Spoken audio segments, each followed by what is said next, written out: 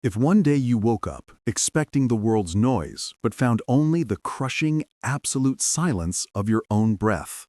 Every single door was left open, every light on, yet the profound absence of every other person was total and complete. The bustling, overwhelming metropolis instantly became a silent monument to a species that had utterly vanished, leaving only structures. The suddenness was the most terrifying fact. Life had simply stopped mid-sentence, abandoning conversations, meals, and every human activity. Money, status, and all the previous metrics of ambition instantly dissolved. The global economy collapsed into worthless paper and metal. The need to confirm the silence was irresistible. Every shout was consumed entirely by the overwhelming, profound, empty void. The hardest discovery was the relics of innocence.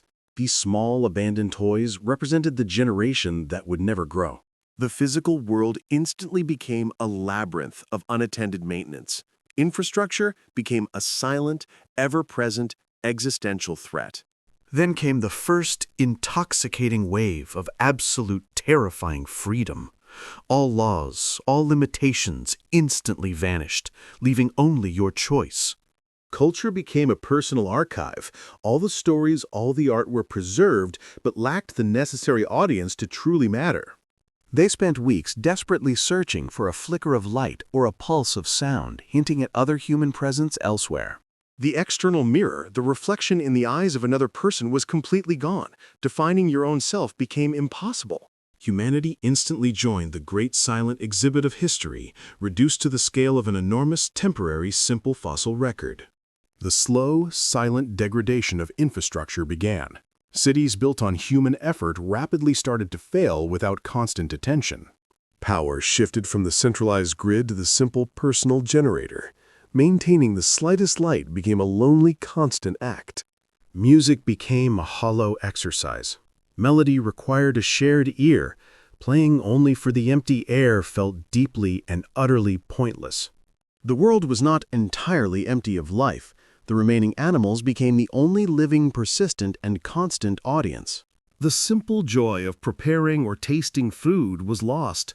Every pleasure diminished without shared experience or company. Hope became a painful, logical fallacy. Every horizon reflected back only the sheer, immense magnitude of unending solitude. The faces of your loved ones began to fade in the mind. Their voices became the most precious, fragile, irreplaceable currency. The specialization of the modern world had failed. You needed to become every role, the farmer, doctor, and engineer, simultaneously. Style was instantly meaningless. Utility became everything. Clothing selection was based entirely on protection and long-term durability. The function of cultural objects utterly changed. Great art and books were simply repurposed as necessary insulation and simple bricks. Global connectivity was utterly gone. The entire satellite network was now just silent, massive, tumbling debris above an empty Earth. The need to leave proof became obsessive. Simple markings confirmed your brief, solitary witness, scrawled into the dust of massive machines. The sheer volume of mass-produced, unnecessary human objects was overwhelming. Every item was a monument to billions of lost lives. Nature began its patient, relentless reclamation. The order of man yielded to the beautiful, aggressive, unconstrained chaos of the planet. You continued writing letters to no one, sealing away the stories simply to ensure that your lonely, profound experience was recorded. The weather became the only truly dramatic event. Natural forces raged with majestic indifference, uncaring of the sole human witness. Self-sufficiency was the final, brutal test. Every illness and wound had to be personally assessed, treated, and endured, completely alone. The vastness of human absence was contrasted by the continuity of tiny life, confirming the planet's total indifference. Identity instantly ceased to be a social contract. You were left with only the raw core of who you truly were, without witness.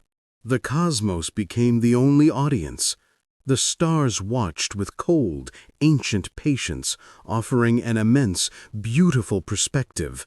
The terrifying silence eventually transformed into profound quietude. The absence of noise became a healing space for unburdened thought. Creation became an internal dialogue. Making something beautiful, even for no audience, became the soul's necessary, quiet work.